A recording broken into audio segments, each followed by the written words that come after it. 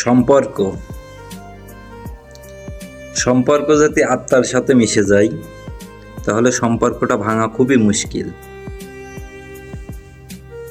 আর যদি সম্পর্কটা স্বার্থের সাথে মিশে যায়, স্বার্থ পুরালেই সম্পর্কটা শেষ। এখন একটা জিনিস মানে আমাদের সমাজে, আমাদের মাঝে অ্যাভেলেবল, সেটা সম্পর্ক।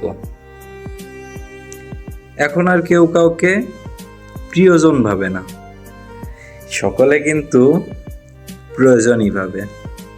সো আপনার প্রয়োজন শেষ, আপনিও তার কাছে শেষ, আপনার আর কোনো মূল্য নাই। এখনকার সমাজের বাস্তব চিত্র কিন্তু এটা।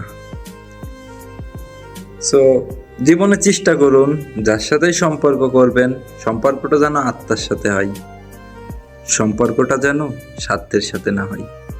কারণ একদিন আমাদের সকলকে মারা যেতে হবে। সম্পর্কটা আত্মা দিয়েই তৈরি করুন, তাহলে দিন শেষে আপনি মারা গেলেও আপনাকে এই জায়গায় রাখবে, মনে রাখবে।